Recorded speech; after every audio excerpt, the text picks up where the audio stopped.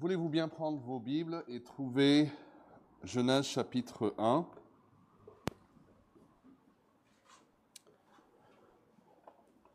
Dans le passé, à au moins 3 reprises, nous avons pris le mois de juin pour parler de la famille. Cette année, nous n'avons pas fait ce choix, mais nous allons prendre aujourd'hui pour parler des pères tout à l'heure dans la prédication et pour maintenant considérer l'homme et la femme créés à l'image de Dieu. Donc j'aimerais commencer avec les versets 26 et 27 que vous avez sur votre photocopie.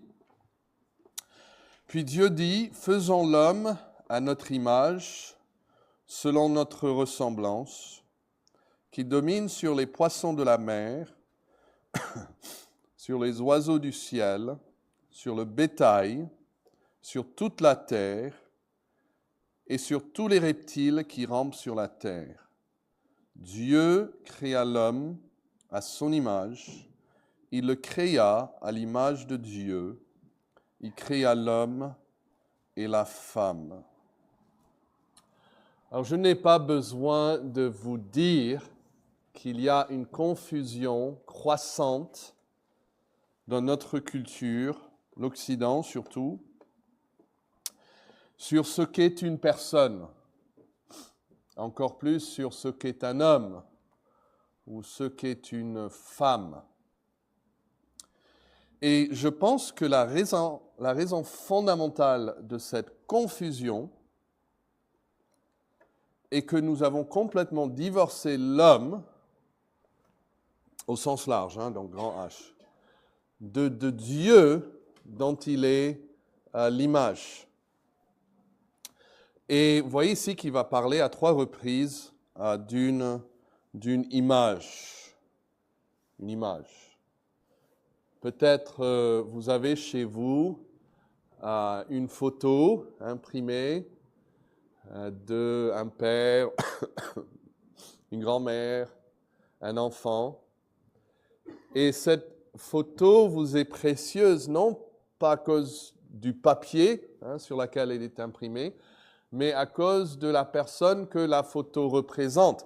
Mais si on divorçait l'image, la photo de la personne qu'elle représente, on n'a qu'un bout de papier en fait.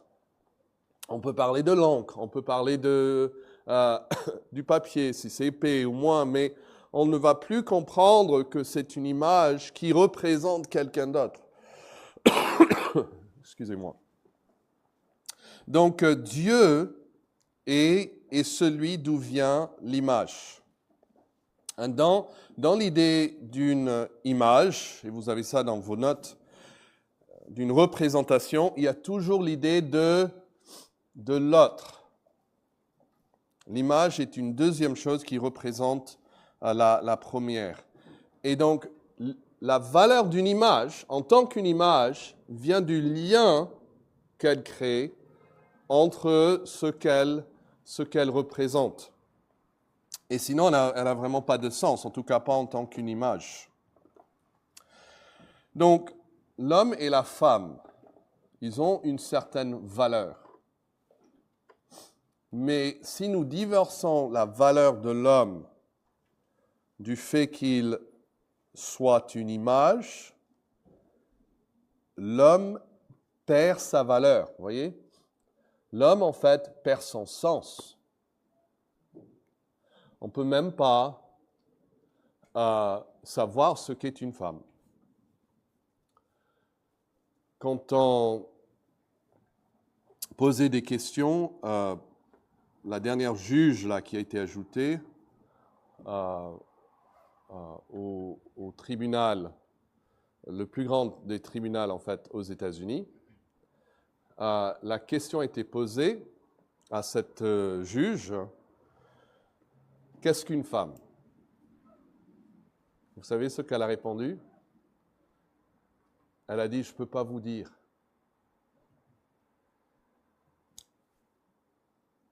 Elle n'avait pas de réponse. Alors, qu'est-ce qu'un homme? Qu'est-ce qu'une femme?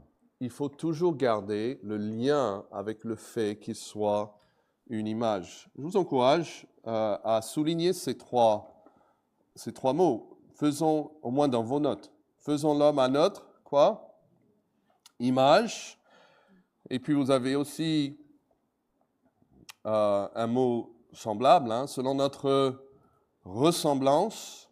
Et puis au verset 27, Dieu créa l'homme à son image et il le créa à l'image de Dieu. 4 fois cette idée de ressemblance ou image est répétée dans ces 2 versets.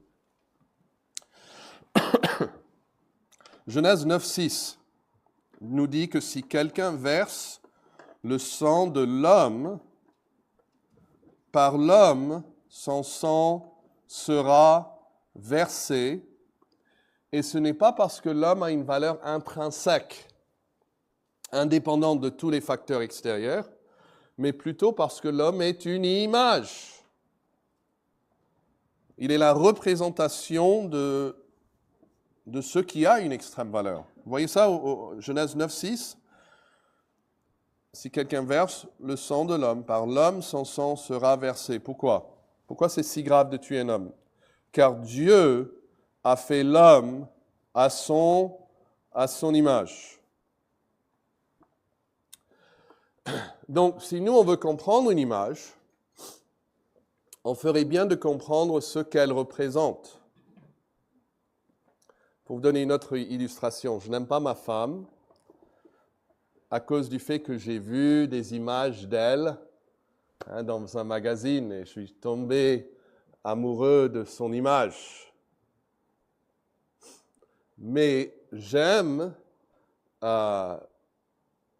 les images de ma femme, et j'en ai plein sur mon téléphone, parce que je connais ma femme et j'aime ma femme.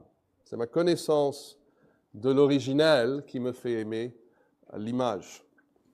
Et dans ce sens, connaître Dieu peut nous aider à mieux comprendre et apprécier l'homme qu'il a créé à son image. Alors, on veut voir premièrement le Dieu représenté dans l'image. Et je veux que vous notiez les pronoms utilisés ici au verset 26, parce que c'est une des seules fois dans la Bible que nous trouvons ce pronom utilisé de Dieu et par Dieu pour parler de lui-même. Alors, où est le premier? Genèse 1, 26. Puis Dieu dit, faisons l'homme à... Quel est le mot qui suit? Notre image. Selon, on le retrouve encore, notre ressemblance. Alors, qu'est-ce qu'on peut dire donc? Le Dieu représenté dans l'image est le Dieu unique. Dieu dit, ce n'est pas les dieux qui disent. Dieu dit, singulier, faisons, pluriel, l'homme à notre image. Un seul Dieu, mais il se présente ici au pluriel. Vous comprenez? Et quand vous regardez dans Genèse 1, vous voyez que Dieu parle à maintes reprises. Mais il faut distinguer cette prise de parole de toutes les autres. Parce que ce n'est pas ici une parole révélatrice. Ce n'est pas Dieu qui va parler à l'homme ici. Dieu ne parle pas à l'homme. Quand il dit au verset 26, Genèse 1, 26, « Faisons l'homme à notre image », il ne parle pas à l'homme. Donc ce n'est pas une parole révélatrice. Vous avez aussi en Genèse 1, je vous le mets dans vos notes, des paroles créatrices, où Dieu dit que la lumière soit. C'est au verset 3, 6, 9, 11, 14, 20, 24. Chaque fois, ça commence en français avec le mot « que ». Et quand Dieu dit quelque chose, que la lumière soit, eh bien la lumière, elle fut, parce que Dieu crée avec ses paroles. Et puis on voit aussi où Dieu appela, par exemple verset 5, Dieu appela la lumière jour, appela les ténèbres nuit. Verset 8, Dieu appela l'étendue ciel. Verset 10, Dieu appela sec terre, et l'amas des eaux, il les appela mer. Ça, c'est des paroles dénominatives, où Dieu donne des noms à des choses. Il choisit comment identifier les choses. Au verset 22, Dieu parle aux animaux, il dit « Soyez féconds, multipliez, remplissez la terre ». Ça, on pourrait appeler ça une parole directive. Il leur dit ce qu'il faut faire. Mais en Genèse 1, 26, ce n'est pas ça. C'est aucune de ces paroles. C'est Dieu qui parle et il dit « faisons ». Et c'est en quelle personne ça? Pas faites, mais il y a première, deuxième, troisième personne. C'est dans la première personne au pluriel. Faisons l'homme à notre image. C'est quand même frappant que Dieu parle comme cela. Faisons, première personne du pluriel, l'homme à notre, encore pluriel, selon notre, encore première personne du pluriel, ressemblance et qu'il domine. Dieu se parle ici. C'est un conseil trinitaire. On le trouve pas beaucoup de fois dans la Bible. On trouve en Ésaïe 6, où Dieu dit devant Ésaïe, « Mais qui est-ce que j'enverrai » et puis Ésaïe dit, « Seigneur, envoie-moi ». Et ici, donc, il y a ce conseil trinitaire. Et donc, nous voyons les premiers jaillissements de Dieu en tant qu'un Dieu trinitaire, 3 en 1. Si vous regardez verset 1, nous apprenons que Dieu créa, n'est-ce pas? Et puis au verset 2, ça nous parle de qui? Genèse 1, 2. L'Esprit de Dieu qui se mouvait au-dessus. Et Jean chapitre 1 va nous dire que toutes choses ont été faites par la parole qui est le Fils de Dieu. Donc nous avons ce Dieu trinitaire qui crée et nous entrevoyons un peu ici la communion que partageait ce Dieu trinitaire.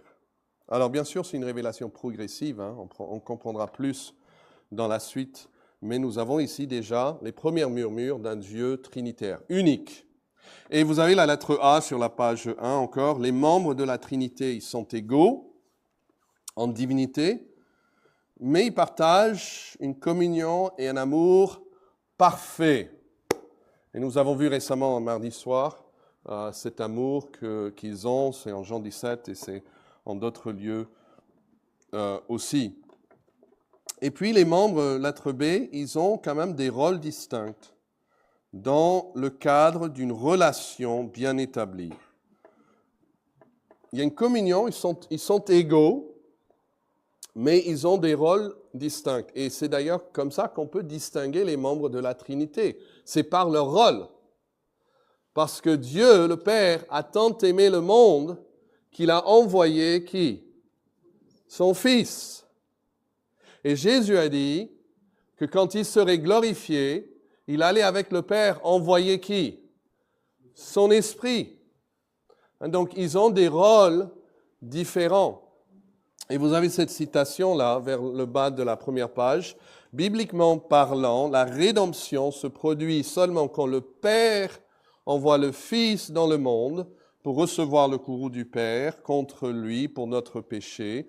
Et bien sûr, le Fils accomplit ce travail par la puissance de l'Esprit, et ça depuis le début, sur le sein de Marie même, qui repose sur lui et lui permet d'aller à la croix et le ressuscite d'entre les morts. Donc notre salut est un salut trinitaire. Trinitaire. Et le Père appelle Jésus son Fils bien-aimé. Et ça suggère quelque chose. Ça suggère que la relation de Père et de Fils est une relation éternelle. Il a toujours été le Fils. Et que donc dans la Trinité, il y a toujours eu cette autorité et cette soumission. Donc deux personnes égales l'une à l'autre, mais où une personne prenne l'autorité et l'autre personne va se soumettre. Et puis les deux vont envoyer aussi l'Esprit plus tard dans le monde. Il y a plein de versets qui parlent du fait que Jésus est venu, non pas pour faire sa propre volonté, mais la volonté de son Père. Il était toujours soumis. Et vous pouvez lire en 1 Corinthiens 15, pour voir que même dans l'éternité, le Fils va remettre au Père tout le royaume. Et donc c'est une relation de père-fils, d'autorité-soumission qui durera pendant toute l'éternité. Et là, en bas de la première page, il est écrit cette priorité accordée au Père ne peut concerner son essence ou sa nature. Donc le Père n'est pas plus Dieu que le Fils. Le Fils n'est pas plus Dieu que l'Esprit. Donc cette priorité, elle relève exclusivement de leur relation. Autrement dit, deux personnes, le Père et le Fils, on peut tourner la page, parfaitement égales en divinité, en valeur et en nature, entretiennent néanmoins une relation d'autorité et de soumission qui durera même dans l'éternité future. Et ça, c'est 1 Corinthiens 15, 27 et 28. Et tout cela pour dire ceci, vous l'avez aussi dans vos notes, nous reconnaissons aisément que l'exercice de l'autorité est un trait divin. Mais réalisons-nous que la soumission est aussi un trait divin. Même s'il n'y avait pas de création, même avant la création, il y avait la soumission qui existait. Qu'il est aussi, tout aussi conforme à la nature de Dieu de se soumettre dans une relation que d'exercer l'autorité dans une autre. C'est pour ça que la Bible peut dire aux enfants, obéissez à vos parents dans le Seigneur. Ils imitent le Seigneur. Une femme, dans sa soumission, imite aussi le Seigneur. Et vous avez encore une autre citation ici sur la page 2. La beauté d'une égalité et obéissance simultanée du Fils au Père exprime le ministère volontaire que Dieu veut que son peuple les rend les uns aux autres. La subordination n'est pas l'infériorité, il est plutôt divin. Le principe est entré dans la cohésion même de la Trinité éternelle et elle est inséparable de l'unité, de la fraternité, de l'égalité réelle des hommes. Ce n'est pas une marque d'infériorité d'être subordonné, d'avoir une autorité ou d'obéir. C'est divin. Et par conséquent, dans la nature même de Dieu, la subordination n'implique aucune infériorité. Donc, les membres de la Trinité sont égaux, mais ils ont des rôles distincts. Et l'homme est créé dans l'image de Dieu. Donc, regardons numéro 2 ici, donc sur la page 2, le grand 2. L'image représentant Dieu est comment? Il dit au verset Genèse 1, 27, Dieu créa l'homme à son image singulier. Il le crée à l'image singulier de Dieu. Donc il y a une seule image. C'est unique. Dieu ne va pas se faire plusieurs images. Il va faire une image. Et dans la création, vous avez ces notes ici, dans la création de l'homme, Dieu ne nous donne pas plusieurs clichés fragmentaires de lui-même, mais une seule image, soigneusement, intentionnellement façonnée. Et puisque Dieu est un, il est cohérent qu'il n'y ait qu'une seule image destinée à le représenter. Et ce Dieu qui a expressément interdit à son peuple de se fabriquer des images taillées pour le représenter, a lui-même créé une image vivante. L'homme. L'homme n'a pas le droit de créer une image de Dieu. Dieu a déjà créé son image. Donc le Dieu unique qui se présente intentionnellement au pluriel, choisit parmi toute la création une seule image pour être son représentant. Mais que pouvons-nous dire de cette image qui crée? Regardez verset 27. Dieu créa l'homme à son image, singulier. Il le crée à l'image singulière de Dieu. Et tout de suite après, il dit quoi? Il créa l'homme et la femme. Et mâle et femelle. Et donc, le grand 3, là, l'image unique se dessine comment? Il se dessine en mâle et femelle. Une seule image, mais ça se dessine au pluriel, en mâle et en femelle. Dieu crée une seule image. Vous avez ça dans vos notes. Mais cette image se déploie en homme et en femme. Il ne veut pas y voir, il ne faut pas y voir un parallèle exact avec la Trinité. Ce n'est qu'après tout une image. Donc attention, il ne faut pas croire que je dis que nous sommes une image de la Trinité. Non, nous ne sommes pas une image de la Trinité, nous sommes juste l'image de Dieu. Donc il n'y a pas des parallèles pour chaque détail, les parallèles ne sont pas exacts. On ne peut pas aller trop loin avec ça, c'est une image, mais néanmoins, il est frappant de constater que lorsque le Dieu unique décide de créer une image unique de lui-même, il choisit de le façonner au pluriel. Et je pense que c'est aussi fascinant, et vous avez aussi ça dans vos notes, que c'est que cette image divine n'est pas composée de deux moitiés incomplètes. Comme si l'homme plus la femme égale humain. C'est pas ça. Chaque homme, chaque femme, pris individuellement, est pleinement humain.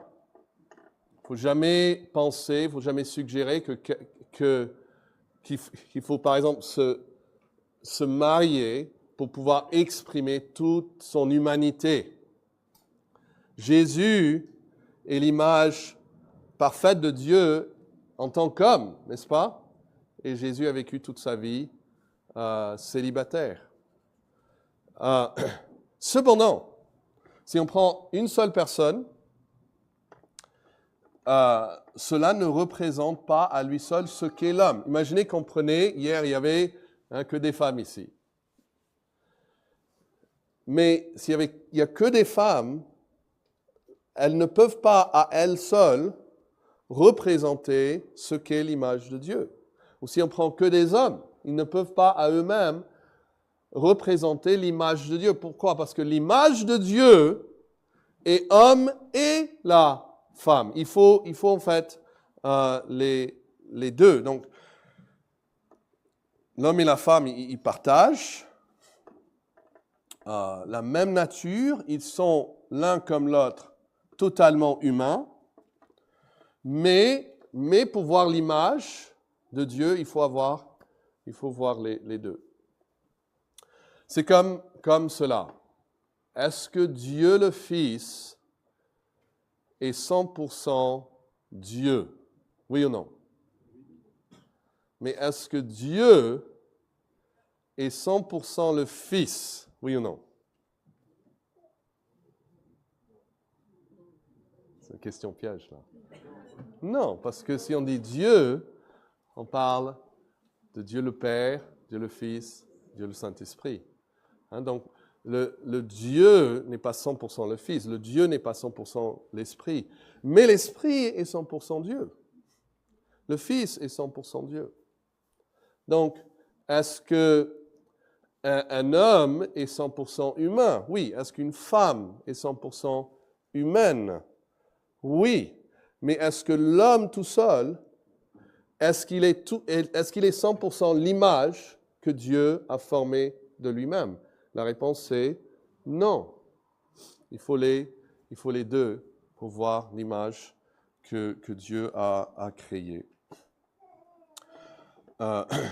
Donc, l'image unique se dessine au pluriel. Et ça crée donc, dans l'homme et la femme, une égalité parfaite, mais aussi des distinctions. Comme dans la Trinité, il y a une égalité parfaite entre Dieu le Père, Dieu le Fils, Dieu le Saint-Esprit, mais dans leur relation, ils ne peuvent pas remplacer les uns les autres. Le Fils ne peut pas prendre la place du Père, le Père ne peut pas prendre la place du Saint-Esprit. À un moment, Jésus dit même, c'est avantageux pour vous que je m'en aille pour que l'Esprit puisse venir. On a besoin du Père, du Fils et du Saint-Esprit. Donc, si vous tournez la page à la page 3, vous trouvez la page 3, j'ai ici 3 applications. Et la première, c'est que la seule distinction qui est intégrée dans la fibre de ce que c'est d'être humain, c'est la distinction de mâle et de femelle. La Bible ne dit pas « il créa le riche et le pauvre ». Il dit « il créa l'homme et la femme ». Et l'humanité, juste en dessous numéro 1, vous avez ça, l'humanité a toujours été encline à insister sur certaines distinctions. Et vous connaissez vous-même dans vos propres pays, dans l'histoire du monde, la couleur de peau, souvent.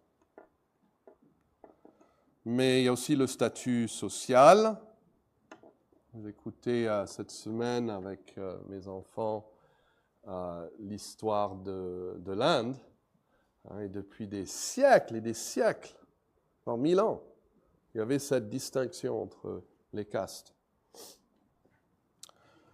La richesse, la pauvreté, Jésus en parle, ça existait à son époque. L'origine géographique, le niveau d'instruction ou l'âge.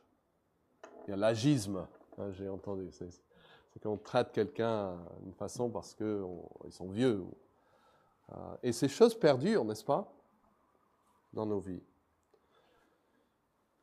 Et pourtant, ces différences, bien qu'observables, ne définissent pas ce que signifie d'être humain.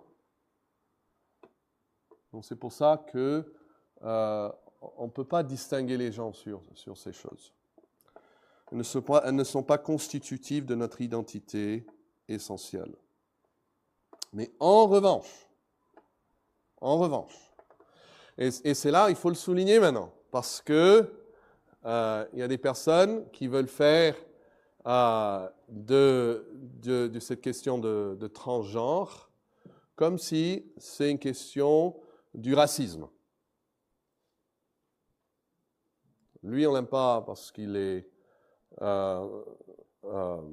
noir, par exemple, et moi parce que je me déclare étant femme. Alors, ce n'est pas une question d'aimer, il faut aimer tous nos ennemis même.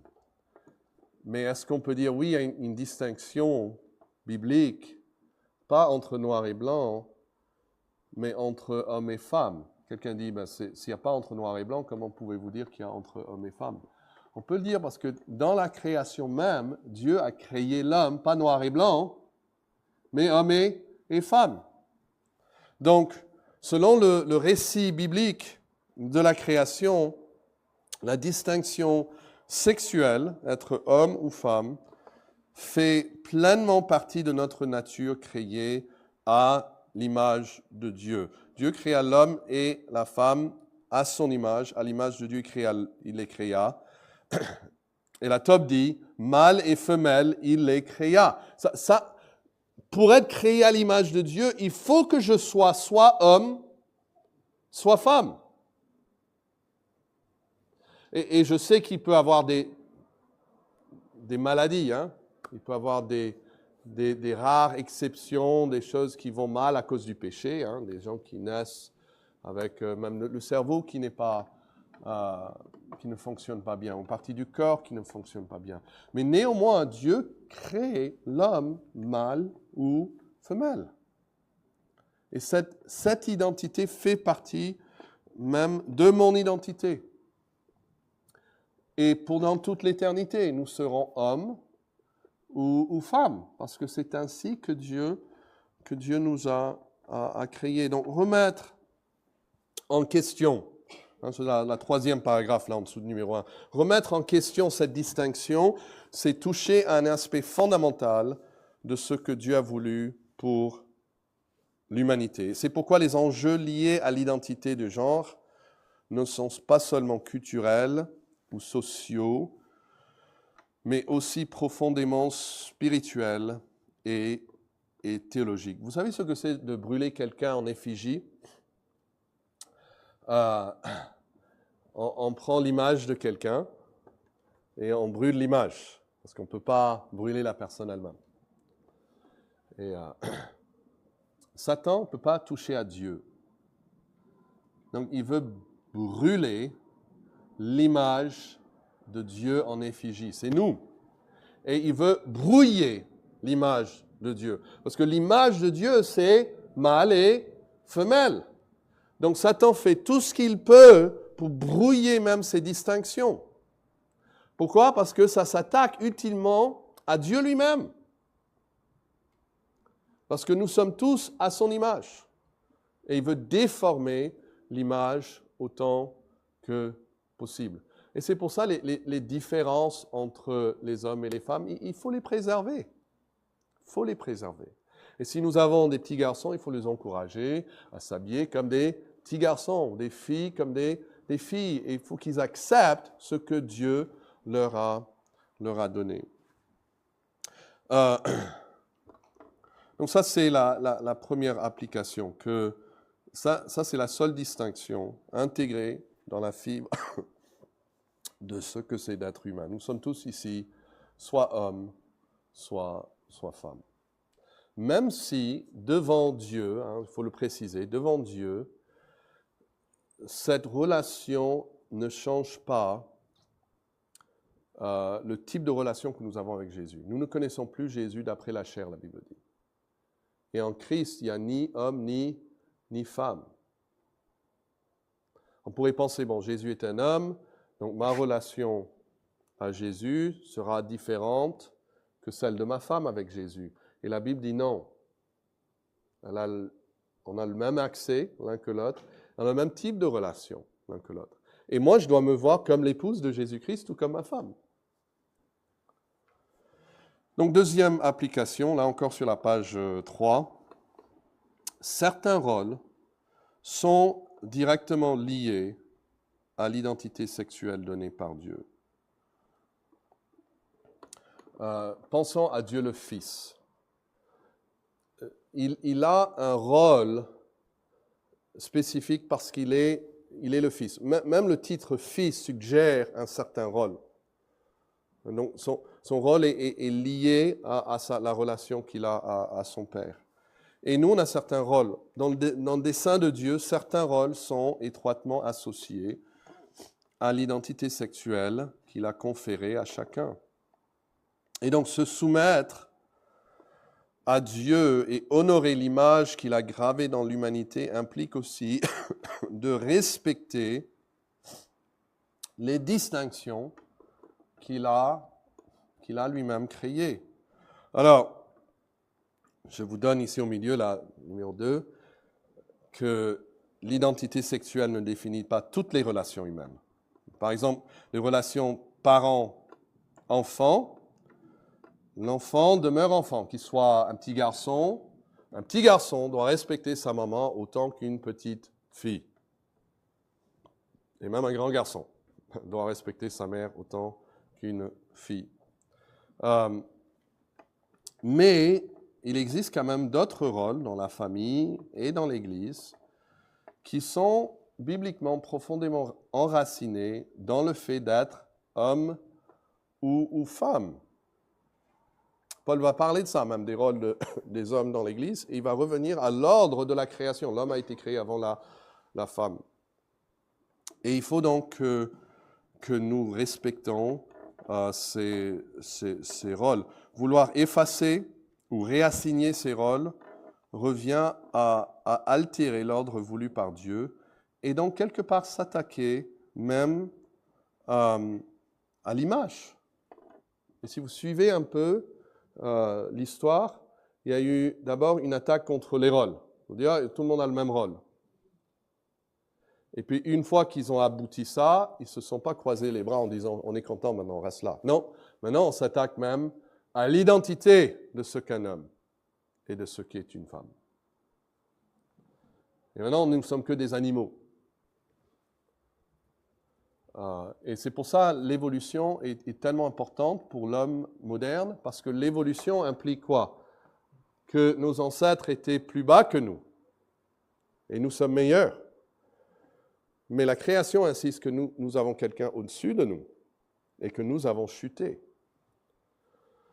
Donc la soumission à Dieu et le respect de l'image qu'il a créée nécessitent le respect de ces divers rôle. Jésus accepte pleinement le fait d'être fils. Il ne cherche jamais à s'émanciper de son Père. Et je pense que nous pouvons aussi, et nous devons aussi respecter cela dans l'Église et dans la famille. Et puis, dernière application, nous devons reconnaître que chacun est appelé à refléter Dieu dans le rôle. Et j'ajoute aussi la situation où il ou elle se trouve. Nous sommes tous créés hommes ou femmes. Donc si quelqu'un lutte avec cela, et je ne sais pas, hein, il arrive puisque c'est tellement dans ce monde. Nous avons de bons amis aux États-Unis. Ils aiment le Seigneur, ils suivent le Seigneur, mais leur fille luttait avec question d'identité. Et elle est partie sur YouTube et elle a commencé à trouver ces vidéos qui l'encourageaient en fait, qui lui disaient que son problème était le fait qu'elle était un garçon dans le corps d'une fille. Et elle regardait ces choses en secret jusqu'au point où ça débordait. Et imaginez la surprise de la famille quand une de leurs filles se présente comme un garçon, veut qu'elle change son prénom, etc. Et le monde est tellement tordu qu'elle habite aujourd'hui dans une relation avec un homme qui se dit femme. Donc c'est une femme qui habite avec un homme, sauf que lui se dit femme et elle se dit homme. Et ça, c'est du milieu d'une bonne église, d'une bonne famille, puisque nous avons ces influences qui viennent souvent directement dans la vie de nos enfants. Il faut être très, très vigilant de ces choses. Et sur nos cœurs, nous-mêmes, et accepter que Dieu nous a fait ce qu'il nous a fait. Et que c'est une bonne chose. Ça fait partie de mon identité. Je serais quelqu'un de différent si Dieu m'aurait créé différemment. Donc j'accepte pleinement ce que Dieu fait de moi. Et puis j'accepte aussi ma situation. Il y a des rôles variés, épouse, époux, père, mère, enfant. Et nous avons tous certaines, peut-être plusieurs de ces rôles. On peut être enfant et parent en même temps, par exemple. Célibataire aussi, marié. Et nous ne pouvons ni choisir notre propre identité, ni changer facilement de rôle. En France, presque la moitié de ceux qui sont dans un mariage souhaitent ne pas l'être. Il y a beaucoup de personnes, ils ont du mal à accepter qu'ils soient mariés, en tout cas mariés à une certaine personne. Et puis d'autres souhaitent être dans un mariage qui ne le sont pas. Et Et nous avons tous des situations difficiles. Je sais qu'il y a des personnes ici qui ont des situations bien plus difficiles que d'autres, mais nous pouvons trouver la paix dans le fait que Dieu est souverain sur toutes ces choses et qu'il veille sur ma vie et que toutes choses, même les plus petites, concourent à mon bien. Et donc, je ne veux pas vivre ma vie dans l'amertume contre Dieu de ce qu'il a fait de moi, que j'ai raté ma vie. Non, on ne peut pas rater sa vie parce que Dieu est un Dieu de grâce. Donc le contentement, vous avez ça à la fin de la page 3, le contentement véritable naît de cette acceptation que Dieu règne sur tous les aspects de notre vie et qu'il a choisi pour nous un bon héritage et que son choix est toujours empreint d'amour et qu'il est toujours le meilleur pour nous et adapté à notre bien. Donc l'homme et la femme créés à l'image de Dieu. Que Dieu nous aide à mieux comprendre et mieux aider aussi d'autres autour de nous qui sont dans une très très grande confusion de ce que c'est d'être une personne ou un homme ou une femme.